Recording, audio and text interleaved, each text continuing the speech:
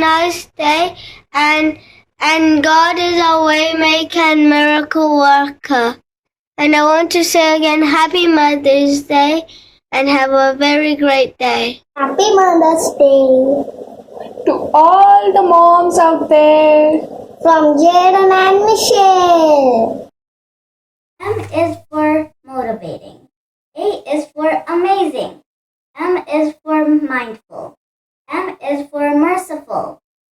A is for admonishing. M-A-M-M-A. Mama. Mama. Mama, you are the sun of my life, starting and ending my day.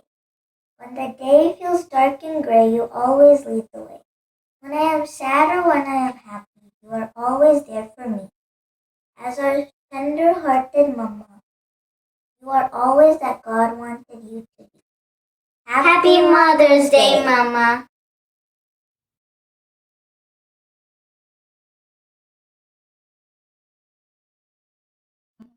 आइए हम सब मिलकर एक दिल से, एक मन से, एक चित्त से परमेश्वर की स्तुति करें और आराधना करें। जैसे हम हमारे जो नेत्र है वो बंद करते हैं और इस गीत को गाते हैं, हम ये जाने और ये पहचाने कि उस परमेश्वर के जैसा कोई नहीं है।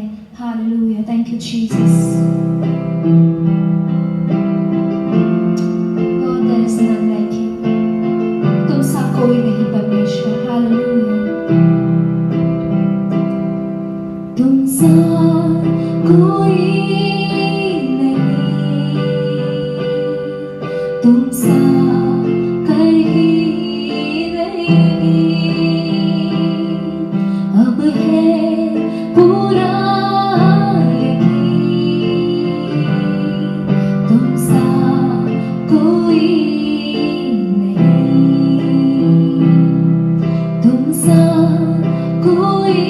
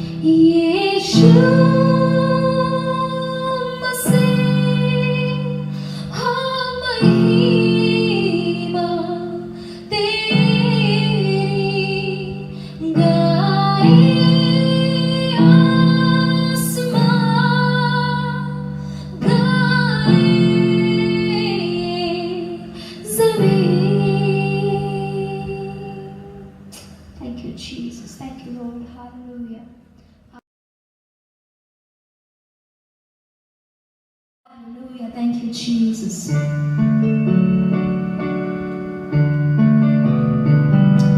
hallelujah. धन्यवाद, धन्यवाद। तेरी स्तुति हो। मैं तुझको पसंद आऊं, मैं तेरे दिल को भाऊं, ऐसा मुझको बना, ऐसा मुझको बना। मैं तुझको पसंद आऊं, मैं तेरे दिल को भाऊं, ऐसा मुझको बना, ऐसा मुझको बना। मेरे अंदर तेरी आदतों को भर दे, मेरे अंदर तेरी चाहतों को भर दे, मेरे अंदर तेरी आदतों को भर दे, मेरे अंदर तेरी चाहतों को भर दे। मैं तुझको पसंद आऊं, मैं तेरे दिल को भाऊं, ऐसा मुझको बना, ऐसा मुझको बना। मैं तुझको पसंद आऊं, मैं तेरे दिल को भाऊं, ऐसा मुझको बना, ऐसा मुझको बना। यीशु।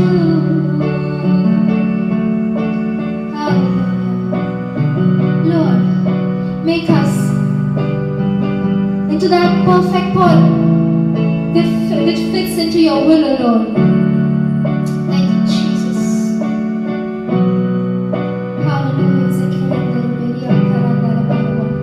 Shakarandara siyotorondore berekendere. मैं ना करूं मेरे मन की, दौड़ूं तेरी मर्जी को। Yes, Jesus. मैं ना करूं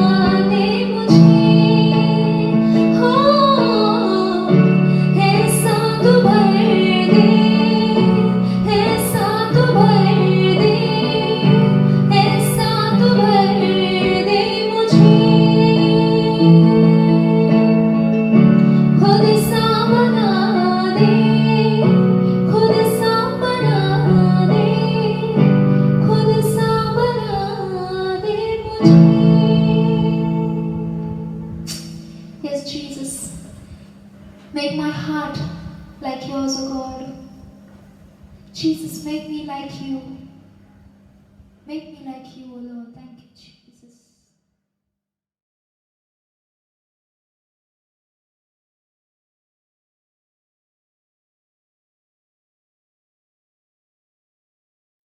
Today's Bible reading taken from Book of Ruth, chapter 4, verses 1 to 11. Boaz marries Ruth. Meanwhile, Boaz went up to the town gate and sat there.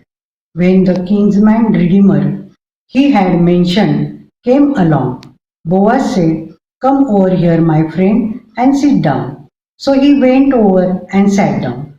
Boaz took 10 of the elders of the town and said, "Sit here," and they did so. Then he said to the kinsman redeemer, "Naomi, who has come back from Moab, is selling the piece of land that belongs to our brother Elimelech.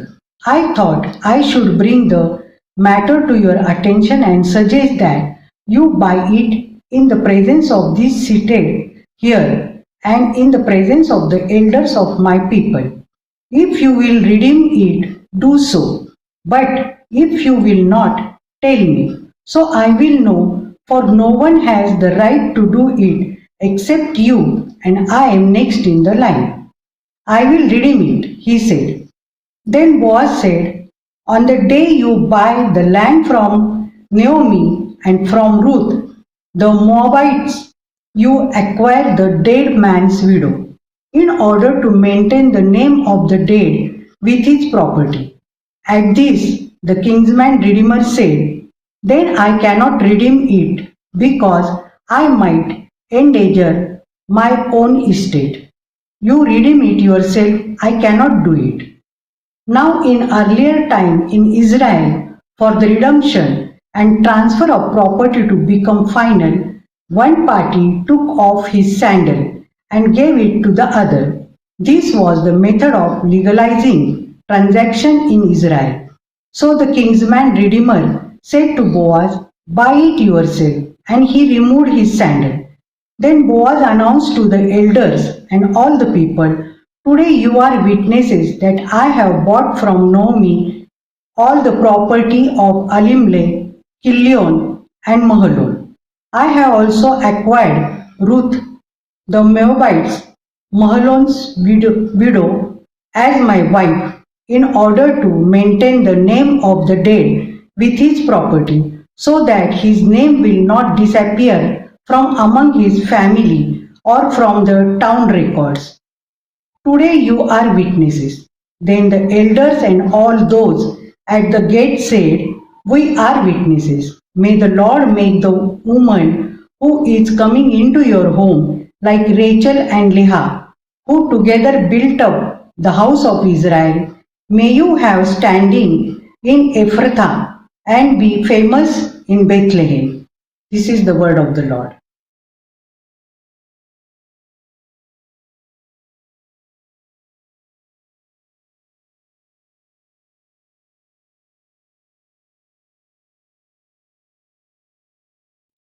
Praise the Lord.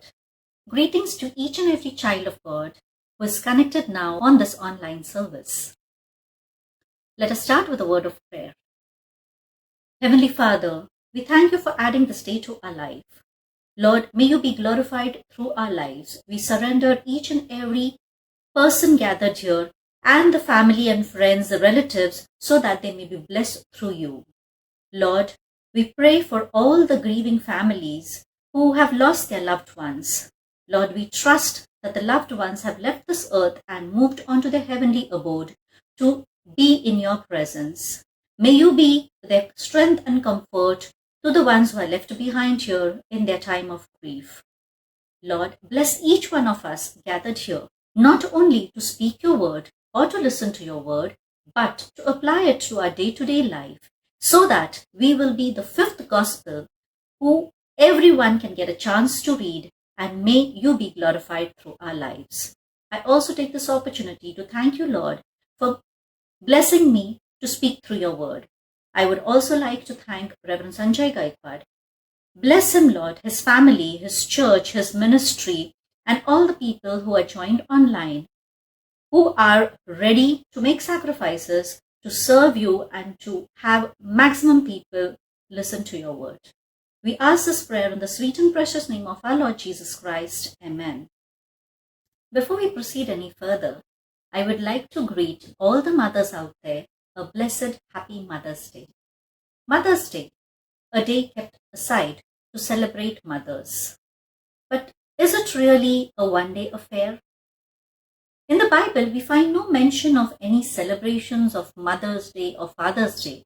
But throughout the scriptures, in the Old Testament and in the New Testament, we find various references where it's emphasized that we need to honor our father and mother. We need to respect our father and mother. We need to follow the instructions provided by them. And it is also included as one of the 10 commandments. So much value the Lord places honoring our parents, honoring, respecting our parents, taking care of them, following the instructions, following on what they teach us. And this is not to be done just for one day, but it has to be done each and every day of our life.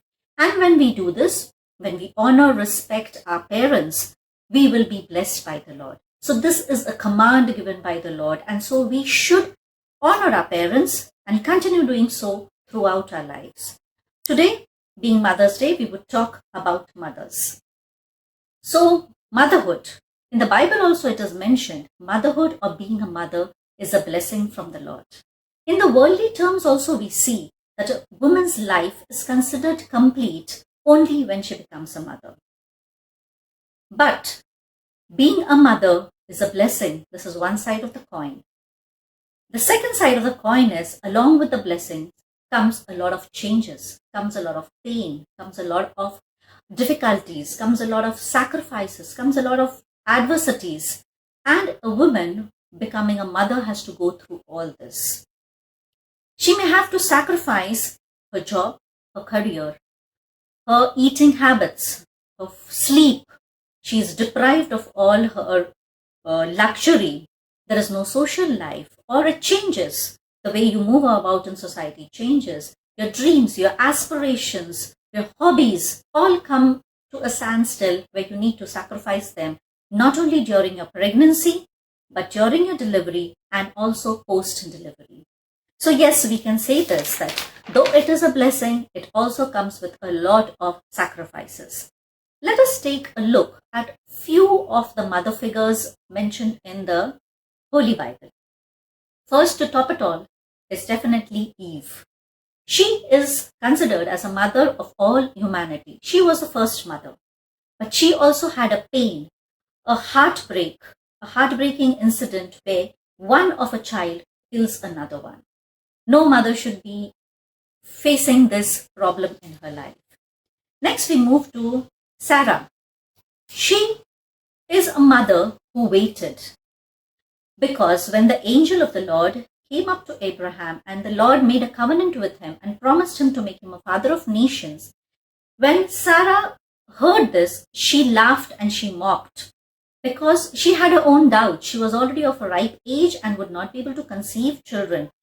But in spite of her doubts, in spite of her doubtful nature, she waited to see the promise of the Lord being fulfilled in her life. Next, we see Hagar. Hagar is a slave, but we can consider her as a mother who endured. Hagar, on her own, didn't have any opinion. No one asked her a choice. No one gave her a choice. She was asked to do and she just followed. So Sarah sent Hagar to Abraham so she could bear children to her. When she got pregnant and she delivered a child, Sarah started hating her. She developed a jealousy towards her, so much so that she forced Abraham to drive Hagar into the desert. But we have to keep in mind, our Lord is a Lord who takes care of his children. And so he provided for Hagar even in the deserts and took care of her. Next, we move to Jochebed. Jochebed is the mother of Aaron, Moses, and Miriam. She can be considered as a mother who planned. We know the story of Moses. During his time, the Pharaoh had passed a decree where all the Israeli newborn baby boys were supposed to be killed. The mother wanted to keep this baby alive. Definitely it was a part of the Lord's plan. And so she planned and she hid the child for 3 months. When it was no longer possible to hide, she put him in a basket and set him at a place in the banks of River Nile where the Pharaoh's daughter would come to bathe. Here we don't know the Pharaoh's daughter's name, but she still adopts Moses. And till the time he can be of age where he can move on to the kingdom, Miriam goes and calls Jochebed to nurse and take care of Moses. So she is a planning mother to see that her child survives against all odds. Next we see Samson's mother. Her name is not mentioned in the Bible. We are not very sure about her name, but her role that she played is more important than the name. So Samson's mother can be considered as a mother who followed the instructions provided to her. When the angel of the Lord appeared to her, and he said to her that the child you are carrying will be a Nazarite. He will be dedicated to the Lord right from the womb. And so you have to be careful about eating certain things, not drinking wine, not drinking grape juice, and not shaving his head. She was a mother who did everything, followed all the instructions to the T. Next, we see Hannah. Hannah was beloved of her husband. Her husband loved her tenfold, but she had a problem because the other wife of her husband would keep on taunting her. So she prayed to the Lord. She prayed fervently to the Lord and asked him to provide her, bless her with a son. And she promised him that she would give the son back again to the Lord, dedicate him to the service of the Lord. And so we can consider Hannah a mother who kept her promise. The Lord heard her prayer, blessed her with Samuel, whom she dedicated to Eli and handed it over to him to serve the Lord. These are a few mentioned in the Old Testament. The New Testament also. Let us look at Elizabeth. Elizabeth and Zechariah. He being a priest, when the angel of the Lord appeared to him and told him that your wife would conceive, he couldn't believe, and his disbelief caused him to be dumb. But Elizabeth believed. And you can consider her as a mother who believed in miracles. So though impossible physically or biologically, she believed that the Lord can perform a miracle. And she did bear a child, John the Baptist, who led the way for people, who baptized them with water from their sins and made a way for the Messiah to come. Next we see Mary.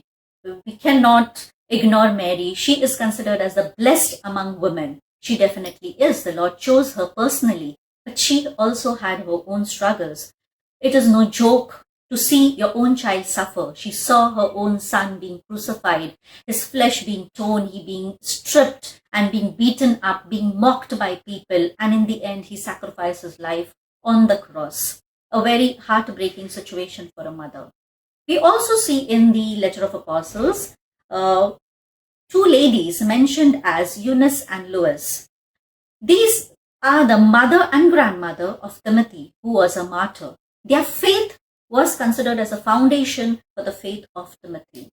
So these are just a few of the mothers that we get to see in the Bible.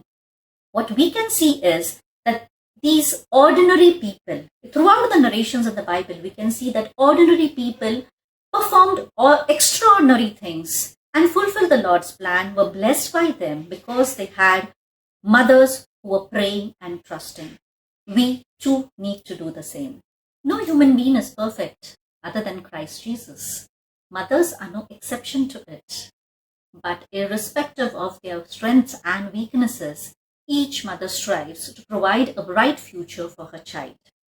We need to bear in mind that God fulfills his plan through all our imperfections too. Nothing is impossible for him. So today, I want to take the opportunity to talk about mother in love. Surprised? Many of you all would say, of course, a mother is always in love. She always loves her children. She is full of love. Definitely. But love is an attribute or a characteristic of God himself. He has created us in his image, man and woman. His sort of love is the highest and most unconditional love. It's called the agape love. He loved us so much that he gave us everything. In John 3:16, he says, God so loved the world that he gave his only begotten son. He gave his son so that each one of us is saved. None of us should perish. Do we have that type of love for the children? And today when I say we need to talk about a mother in love, Above, we saw some few characters of women and mother in the Bible. Each one of them sacrificed a lot. They went through a lot of pain and difficulties, but they did it for their own children whom they gave birth to. So definitely it becomes a little bit easier to do something for your own. But when I say mother in love, we are going to talk about a mother who loves her daughter-in-law. So it's a mother-in-love who goes way beyond the normal norms to see that her daughter-in-law is settled in life. Mother-in-law, Mil, M-I-L, the abbreviated form of mother-in-law. The moment we talk about a mother-in-law, general, whether it's in the society or in the world or what we see around us through media, the general perception of a mother-in-law is a lady who is bossy, rude, selfish, dominating, manipulative, critical, unloving, controlling, judgmental, complaining, overbearing, and a lot of negative adjectives can be added up to make this figure of a mother-in-law. Many cases we have also heard mother-in-law being termed as monsters-in-law. Did God really create us to be monsters? Definitely no. Can we as believers make a difference in this world? Can we change this conception? Can we change this notion and change from mother-in-law to mother-in-love? Not to our own children, but to our daughter-in-law, to son-in-law. Can we extend the agape love of God through our lives, through our behavior and nature, so that God's love is seen by everyone around us, and then they see the difference in us. So, mother-in-love. I would not say mother-in-law further, mother-in-love. And for this, we will be looking at the book of Ruth, chapter 1 to 11. And the mother-in-love that we're talking is Naomi. So let us go to the scene of chapter 4 in the book of Ruth. Book of Ruth, basically, anyone would think it is a story of Ruth. Yes, definitely, it is a story of Ruth, her loyalty, her obedience, and her God's divine plan to add her into the lineage of Christ. But over here, that's another day sermon. But currently, we are going to look at the main character here. Over here in the scene, we find three major characters, Boaz, Ruth, and Naomi. But this climax is the result of the efforts of one mother-in-love, Naomi, who is instrumental in bringing Boaz and Ruth together and helping fulfill the divine plan of adding Ruth to the lineage of Christ. Let us look at the background of Naomi. So we see in Ruth chapter 1 verses 1 to 5 that she was married to a man from Bethlehem in Judah named Elimelech. She had two sons, Mahlon and Chilion. And when there was famine in Israel, this family shifted from Bethlehem, they moved to Moab. Over there, we also see that both the sons got married to Moabites. And so Naomi has two daughters-in-law, Orpah and Ruth. We also see that in the course of time, her husband and sons both die. So she is left a widow who is staying in a foreign land for a major part of her life. But in Ruth 1:6, we see that when she hears that the Lord of Israel, living God, has visited his people, aided them, has provided them with food, she decides she wants to go back to her own hometown. She decides she wants to go back to her people, to the promised land. So, in short, if we see a few traits of her, we are not here to judge anyone or to point out anything, but we are here to learn from their experiences and to see how we can apply it to our day-to-day life. So, in verse 4 of chapter 1, we can say that there is a lack of control or lack of influence on Naomi's part over her sons. Why? Because both her sons get married to Moabite girls. In the Israeli Old Testament, it has been very clearly mentioned that they should not be marrying foreign people. They should not get married to them and not bring them into their family. We can see one such reference in Ezra 10:10, where it is said, "Then Ezra the priest stood up and said to them, 'You have been unfaithful. You have married foreign women, adding to Israel's guilt.'" So definitely this was a major disobedience to the command of the Lord. And in some way we can say that Naomi was unsuccessful in making her sons follow the commands of the Lord. Next we see she is of a complaining nature. She keeps grumbling and complaining, not only against others, but here in chapter 1 verse 13, we find she's complaining against God. And she says in verse 13, "It is more bitter for me because the Lord's hand has turned against me."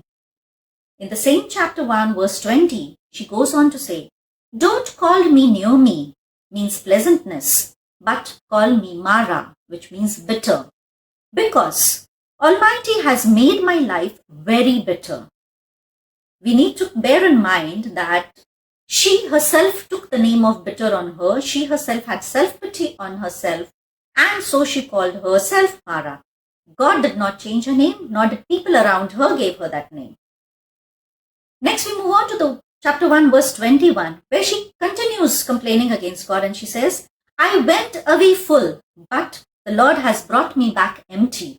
The Lord has afflicted me and has brought misfortune upon me." So here we find in these above verses that she seems to be bitter. At times she's emotional. She's complaining. She is ungrateful to the Lord. Okay, she has lost her husband. She has lost her sons. But she is forgetting her blessings which are still with her. Ruth is still with her. She has good health. She has a land, a people, a country to go back to. And when she reaches there, we find that the people are very caring towards her. They are very good towards her. So she has good in her life, which she is not looking at. She's only looking at her pity, gaining pity and sympathy from others. So, and furthermore, in chapter 1, verse 15, she even encourages her daughter-in-law to leave the living God and go and serve other foreign gods. Here she is telling Ruth, go to your hometown, go to your mother's town, go to your people, go to your God. Follow your sister-in-law, Orpha, who has already left Naomi and moved on to her hometown, whereas Ruth is not ready to leave Naomi. And she's encouraging her that go to your gods. Instead of continuing her faith in the living God, she is guiding her in a wrong direction. These are a few negative traits, or we can say failures in the life of Naomi, what we can read through the scriptures. But all is not negative. She has a lot of strengths. I mean, how does she fit to get the title of mother-in-love? Definitely there are a lot of positive traits in her, a lot of strengths in her, which we will take a look. And I definitely feel that her positive points overpower her negative ones. So they can be neglected and we can concentrate on her strengths and her positivity, which leads her to be a mother-in-love. So to move on to her strengths, we see in chapter 1 verses 1 and 2 that she followed her husband. She obeyed him and they decided to move from Israel to Moab. So we can consider loyalty as her strength. Next, in chapter 1 and verse 6, we see that she wants to return back to her promised land. She wants to return back to the living God and to her people. So we can consider her to be faithful. Next, we see she's kind and comforting. And the reference for this is chapter 1, verses 7 to 15. This is a conversation between Naomi and both her daughters-in-law, Orpha and Ruth. When they reach the road and she tells them, now you go to your hometown, go to your mother's place, go to your people, go to your God, you settle out over there, be happy, you remarry, and she is telling everything good for them. and she says, I will move to my own place. In this, can we just take a look around us? If we have young widows in the society, do the in-laws really behave like this with the young widows? We hear a lot of stories where the young widow is cursed and taunted and blamed for the early death of their son, which is actually not her fault. And even if they want to send the widow back to her parents' house, are the parents ready to take her responsibility again? So it's actually a very sad story in our society where, in spite of we having references in the Bible to take care of our widows, it is not really being followed. So here we see a type of benchmark that Naomi sets, that she is giving freedom to her daughters-in-law and asking them to go back to their hometown so that they can resettle, remarry, and be happy in their lives, because she doesn't know how she is going to provide for them. So this is a completely different picture of Naomi that we see, that she is very kind and comforting to her daughters-in-law. Next, we see that she is grateful. Grateful in chapter 1, verse 8, where she is acknowledging all that her daughters-in-law have done for her when her sons were alive and also after the sons died. So she is acknowledging the kindness that they have shown. So she is showing her gratitude towards them for their good behavior. Next, we see that she is loving. In chapter 1, verse 9, it's only her love that she has for them which enables her to bless them from the heart, where she's saying, I will pray to the Lord that he blesses you all and settles you all and multiplies you all. So that is the sort of love that she has for her daughters-in-law. It's very easy to love your own children, but when it comes to someone else's child who has come to your house, to share that same type of love is a bit difficult. Not impossible, but difficult. Then we also see that she is very understanding. For this we need to move to chapter 2, verse 2. They have already here, Orpha has gone back to her people in chapter 1, at the end of chapter 1. And end of chapter 1, Ruth and Naomi have come back to Bethlehem, to Israel. So in chapter 2, verse 2, Ruth is asking Naomi, can I go and work out in someone else's field so that they can be taken care of? If we have to see today's scenario in our own society where we are in the 21st century, well educated, many of the girls cannot exercise their rights. They don't have the freedom to choose what they want to do, what they want to say. Many are deprived of education. They are married off early without their consent. Their opinion doesn't matter. No one asks them for their choice, and no one gives any approval to them if they want to do something on their own. But here we see that Naomi shows a high level of understanding. She shows open-mindedness, and when Ruth asks her if she can go and work in the field, she gives her approval and she says, go ahead, my daughter. So here she considers her as her own child and is allowing her to take decisions and gives her the freedom to move out. We also see that she's very wise. How is she wise? In same chapter 2, verse 22, she is talking to Ruth, her daughter-in-law, and she is telling her, it will be good for you, my daughter, to go with the women who work for him. Him over here is Boaz, because Ruth has already been working in Boaz's field. She says so because in someone else's field, you might be harmed. This is a true quality of a mother. Not only is she sending her daughter out to work, but she's also taken care of getting information for whom she's working. Boaz is a far-off relative of Naomi. So it is right that Ruth works in his field. She gleans in his field. And she also says that if you work in his field, you will be safe, you will be unharmed, you will be secure. So she's taking care of her security of her daughter-in-law so that she doesn't land into trouble or land into wrong hands or any misfortune falls upon her. So she's wise in thinking, planning, and allowing her daughter-in-law to work. We also see that she and Ruth, Naomi and Ruth, share a very clear communication. They share with each other, they are open with each other, and they trust each other. We all know that in today's world, lack of communication breaks up many relations. And it's very important to communicate clearly. Sometimes our silence is misunderstood. Sometimes our words are misunderstood. Sometimes what we say, someone reads between the lines. So, in those times, in the olden times, for Naomi and Ruth to share an clear communication, trusting communication, an openness is definitely way beyond. It's a benchmark that they have set for us.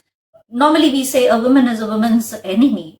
Why? Why should we? We have examples in Bible which will show us one woman uplifting another woman and fulfilling the Lord's plan. So can we do it? Can we apply it to us? Can we show this understanding? Can we show this clear communication? Can we have this openness and trust? And we see this in chapter 2 verse 19, where after Ruth comes back home, she is concerned and Naomi asks her, where did you glean today? Where did you work? How was the person in whose field you were working? She also, in the same thing, that same concern and understanding, open sharing is there in chapter 3 verse 16, where after Ruth comes back home and does what Naomi has asked her to do, she asks her, how did it go, my daughter? And we see that Ruth tells her everything. It's a wonderful relationship. It's a wonderful rapport built between the mother-in-law and the daughter-in-law, so that there is nothing hidden and they are open and trust each other. These qualities are something which we definitely need to learn from Naomi. Further, we move and we see that she has genuine concern for her child's future. For this, we move on to chapter 3. Chapter 3 verse 1, where she is saying, my daughter, I must find a home for you where you will be well provided for. So here she has that concern which each mother has to see that the children are well provided for, well taken care of, and well settled. So here she is doing it for her daughter-in-law and she is talking to her. Their communication continues. And this is a genuine concern, not just to say she is saying things, but she genuinely means it. And she wants to find a home for her where she will be well provided for. Further, we also see that she is an excellent advisor, a guide and a mentor for Ruth, because in chapter 3, verses 2 to 4, we find that she is laying a field, a ground, preparing the circumstances for lawful claim on protection from Boaz. This is because she asks Ruth in chapter 3, verses 2 to 4, wash yourself, put on perfume, dress well, and go to the threshing floor where you will find Boaz. And then go and lie down at his feet.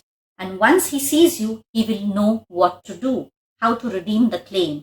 So this is a mother who has planned well, who has thought well, and who is teaching her daughter-in-law, advising her, mentoring her, how she should go about with it so that she can have a settled life with the right person.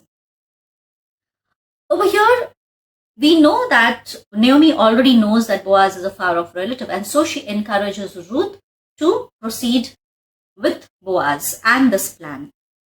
We also see that she is very protective. In chapter 3, verse 18, after Ruth returns back from this scenario, she is telling Ruth, wait, my daughter, until you find out what happens. She doesn't want Ruth to be anxious or anything. She's protecting her.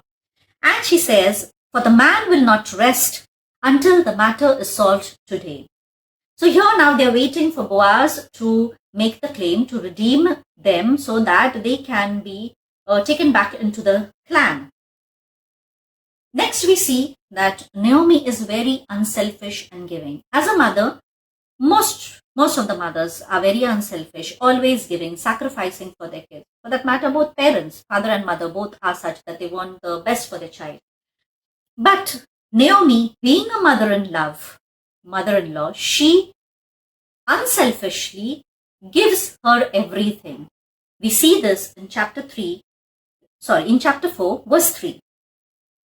It says, Boaz says to the guardian redeemer, Naomi, who has come back from Moab, is selling the piece of land that belonged to our relative Elimelech. So here we see that Naomi owns a piece of land in Bethlehem. So she has some security, she has some sort of investment over there. Today we see, if we have to look around in the world, we will find that estate, land, money, heir, passing on wealth to the next generation can be a cause of broken relationships, broken families, people getting selfish, getting greedy, reaching to the stage where they're even murdering each other. And this is all for what? For land or for money. Basically, it is what the parents are going to pass on to their children after they move on from this earthly life. Today we see children are forcing it out of their parents, taking everything from them, and then even many of the old parents are landed up into the old age homes. But here we see a completely different benchmark set by Naomi. She doesn't think, what will happen to me? How will I survive? And who will take care of me? Who will protect me? She's trusting the Lord, and she very unselfishly gives away, is ready to give away and gives away that piece of land which she owns. She's ready to give it away to Ruth.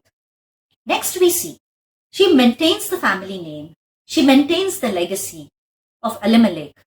And that also she does legally. This we get to see in chapter 4, verses 9 and 10, where it says, Boaz buys the land from Naomi. He takes Ruth, who is Mahlon's widow, as his wife, and so that the name of the dead will remain with the family and the hometown. So basically, Elimelech, Mahlon's name and the family name will be carried on. That is the claim that Boaz redeems, being the guardian, the closest kin over there. So she legally moves ahead and sees how Ruth can be settled in a house which keeps the name of her husband and sons alive too. Next we see that she fulfills her responsibility. In chapter 4 verse 13, we see that she gets Ruth married. Throughout chapter 2 and 3, we've been seeing that she has a genuine concern and she's talking about finding a home for her, getting her settled. But she doesn't just stop at talking. She takes action. And she puts her words into action, and she actually gets her married. Next we see that she is a caring person. She cared for her own 2 sons when she was in Moab. Later she cared for her daughters-in-law when they were in Moab. She continues to care for Ruth when they both returned to Bethlehem. And now in chapter 4 verse 16, she is passing on or giving that care to Obed, the son of Boaz and Ruth. So she's moved on to the second generation and passing on her care. Last but not the least, we see the quality where she is instrumental in the fulfillment of divine plan. In chapter 4, verses 18 to 22, we will find the genealogy of King David. So we see how Ruth is added to the genealogy. She is a foreigner, but she is brought into the divine plan. She is rewarded for her loyalty, for her obedience, for taking care of her mother-in-law. She is rewarded to be a part of the divine lineage of David and of Christ, which moves further after David to Christ. What we can say over here after seeing the 4 chapters of Ruth is that God used the famine, the fleeing away of this family from the promised land to another place, the death of Naomi's husband and sons, the bringing back of Naomi and Ruth to Bethlehem, and rewarding Ruth to be a part in the lineage of Christ is all God's plan. And he used the correct, incorrect decisions, our strengths, weaknesses to fulfill his plan. So once again, nothing is impossible for the land. Lord, we just have to place ourselves, surrender ourselves to him and trust in his word to bless us abundantly. So we see here Naomi is a mother in love who shared her faith, her belief in the living God, passed it on to Ruth. She not only shared it with her, but she also watched out for Ruth. She advised her, she guided her, She instructed her wisely in her dealings with Boaz and saw to it that her daughter-in-law gets settled in life. So she definitely is worthy of the title of mother-in-love. Can each one of us, in whatever situation of life we are, can we be that mother-in-love? We don't need to bear children. We don't need to have children to be a mother-in-love.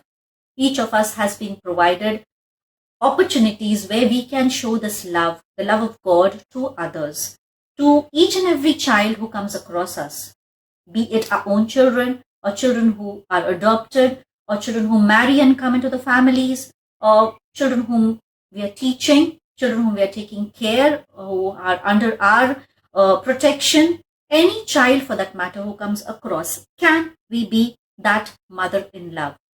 Naomi, a mother-in-law, could only behave with her daughter-in-law in this manner because she had the love of God in her heart. So we also need to have the same love of God in our heart. We are created in His image, so we also need to show agape love, that type of love to people around us. Then only can we make a difference. Let us not look at what other people do, but let us start the change within us. Even if it can be seen in one believer family, it is an achievement in itself. And people will see the difference and they will look up to the Lord that we serve, the living God that we serve. And to further say, it is very important, one most important thing that any mother can give their child. We always want to pass on something. We give them good education. We give them good teachings, everything, good food, good clothing, whatever the child asks for. The parents go beyond. They sacrifice. They even go to take loans and provide everything that the child wants. So as a mother, our first and foremost duty is to pray for our child. We need to inculcate values in our children. We need to tell them that they have to put God first in everything that they do. Not only in what they do, but also in all their relations. The moment we put God first in our relations, everything else falls to place. And we cannot imagine the abundant blessings that the Lord can provide us. We can't even imagine in such ways He blesses us. Only thing that He requires us, we place our trust in Him. We place Him first in everything that we do. Give Him the first place and pray for it. Trust Him to fulfill His plan in our lives.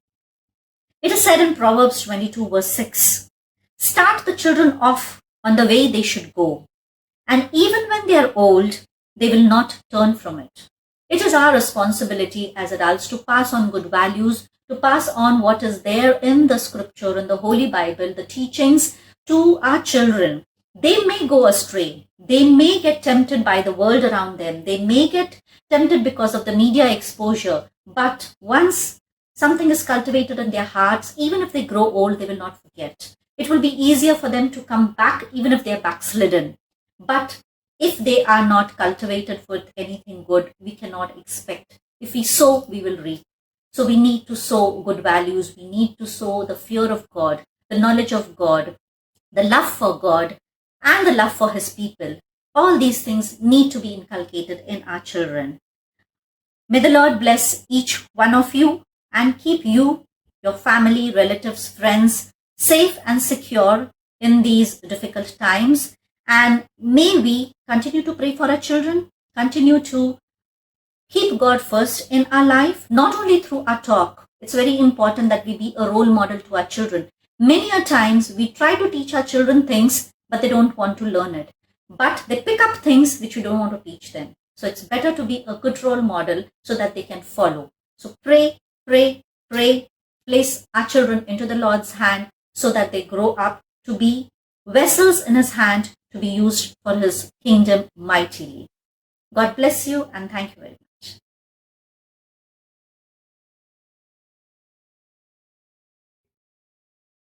Shalom. How are you all? I'm sure you have been blessed by the message that has been brought to us by Sister Rashmi Tribhuwan from Dubai. Rashmi has been my student in UBS. She did her BTH and then MDiv, and then she joined MTH through TAFT. and she is a minister of the Lord. She is doing a great ministry, and we are very proud of her. Sister Rashmi Tribhuvan was a very successful teacher in Pune. But then she went to Dubai, and now she is in the corporate world on a very important position, giving leadership. So we praise God for her life. She travels all over the world for her business, and I believe that God is using her as a testimony to the people wherever she goes. We pray for God's abundant blessings upon Sister Rashmi. Sister Rashmi is also very talented. She has produced her own music albums. She sings. So it is not just sharing the word, she's also singing. And there are many other ways that she is doing the ministry. She has been a part of our Anugrah Prayer Fellowship, and we pray that God will bless her. Today, as it is being celebrated as Mother's Day, I'm glad that she could bring God's word to us on this special occasion. I want to wish all the mothers a very happy Mother's Day. May God grant you good health, and may the Lord continue to use you as a channel of blessing for your family, for your church, and for the community where you live. There are so many brothers and sisters and children who have taken part on this special occasion for the Mother's Day in our service, both in Marathi and English, and I'm very grateful to all of them. But I'm sure God has blessed you through the worship today. Please write to us, let us know how you are blessed. Share it with your friends, family. Let the blessings flow through you to others. Let's close this time with a word of prayer. Shall we pray? God, our loving Heavenly Father, we thank you for this day. Thank you, Lord, for bringing us together through this digital media, that we could gather together to sing your praises, to meditate upon your word. We thank you for Sister Rashmi Tribhuvan, who brought the message to us. We thank you for her life, her testimony, and for her ministry. We pray that you will bless her, continue to use her, Lord, as a channel of blessing to many. We thank you for the mothers that we have around us, and the mothers who have gone ahead. Lord, we thank you for each one of them, for their contribution in our lives, for their faithfulness, their hard work. We pray that you will bless them, Lord. Bless them abundantly. Provide for them. Keep them safe. Keep them in good health. And make them a blessing to their family, to the church, to the community. We thank you for the word that has come to us. And help us, Lord, to meditate upon this word and help us to practice it in our everyday life. We thank you for all those who are working hard for us to keep us safe and healthy. The doctors, nurses, all the hospital staff, the police on the road, the government officials, the postal people, the delivery boys, all those, Lord, who are working hard in spite of this pandemic. They are risking their lives. They are sacrificing their comforts, and they are serving us. We appreciate their work. We appreciate their ministry in our midst. And we ask you, Lord, to bless them. We remember those who have gone ahead, dear ones whom we have lost. We pray for the families that are affected. We pray that you will comfort them. You will give them your peace. We pray for those who are struggling in hospitals, at home. Lord, that you will reach out to them, touch them, and heal them. Make them whole again, and let their lives become a testimony for people. We thank you and praise you for our friends, for celebrating their birthdays, wedding anniversaries, special occasions. We ask your blessings upon their life. Provide for them. Continue to guide them during this new year. And let this new year be a blessing in their life. We thank you once again, Lord, for this time of worship. And as we come together once again next week, we pray that you'll bring us for a time of refreshing, for a time of encouragement, time of rejoicing, time of worship and praise. To that end, we commit ourselves, Lord, into your hands. Lead us and guide us. We thank you for all those who have contributed for this online worship service. All those who are willing to give their time, their talents, their energy, their money. We pray that you bless each one of them, Lord. Continue to be with us, guide us, and keep us. For we pray this prayer in Jesus' precious name. Amen. Let us say the Lord's Prayer. Our Father, who art in heaven, hallowed be thy name. Thy kingdom come. Thy will be done in earth as it is in heaven. Give us this day our daily bread. Forgive us our trespasses, as we forgive those who trespass against us. Lead us not into temptation, but deliver us from evil. For thine is the kingdom, the power, and the glory, forever and ever. Amen. And now the grace of our Lord Jesus Christ, the love of God, and the fellowship of the Holy Spirit rest and abide with each and every one of us, our families, and all God's people everywhere, both now and forever. Amen.